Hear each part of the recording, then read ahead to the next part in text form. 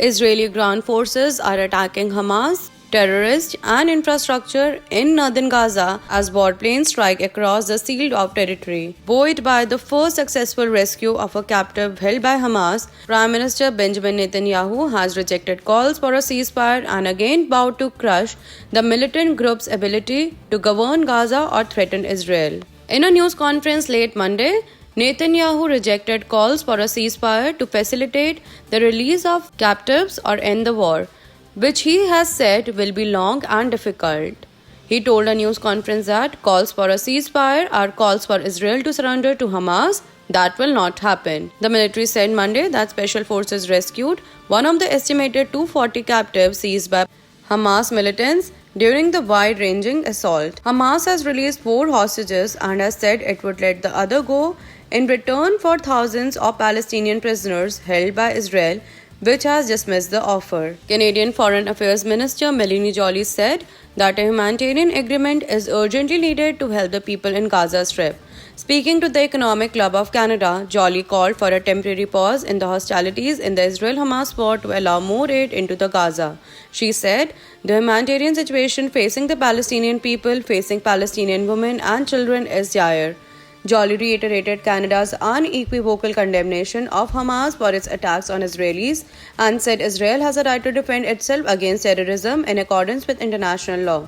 She also criticized attacks by extremist Israelis on Palestinians in the West Bank. The United Nations humanitarian chief said he felt helpless as he spoke by phone Tuesday with Palestinian families trapped in the war between Israel and Hamas militants in Gaza. Martin Griffiths quoted family telling him that we don't want to die. What they have endured since October 7 is beyond devastating. Griffiths wrote on X, formerly known as Twitter, that when an 8-year-old tells you that she doesn't want to die, it's hard not to feel helpless.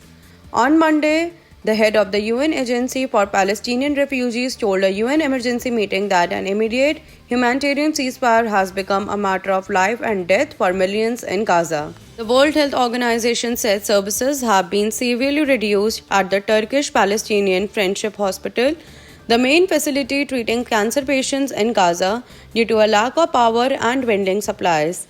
Writing on X, formerly known as Twitter, the agency said reports of airstrikes in the hospital's vicinity over the past 2 days were extremely concerning. Services have been severely reduced because of cutoff of electricity and restricted entry of medicines, other medical supplies, fuel and water. NATO Secretary General Jens Stoltenberg on Tuesday said that Iran, Hezbollah and other groups must not abuse the current situation and escalate tensions in the Middle East.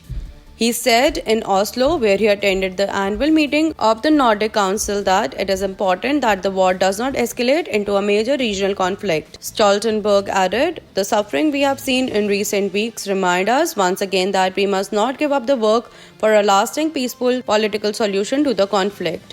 The 8-member regional grouping includes Denmark, Sweden, Norway, Finland, Iceland, as well as the autonomous areas of the Åland Islands, the Faroe Islands and the Greenland. The Hamas-run health ministry in Gaza said Tuesday it registered the deaths of at least 219 people in the past day, bringing the death toll to 8,525 since the war began. Spokesperson said in a televised news conference that the fatalities include 3,542 children and 2,187 women. In the occupied West Bank, more than 122 Palestinians have been killed in violence and Israeli raids. More than 1,400 people in Israel have been killed, most of them civilians, slain in the initial Hamas rampage that started fighting on October 7. In addition, 240 hostages were taken from Israel into Gaza by the militant group. One of the captives, a female Israeli soldier, was rescued in a special forces operation.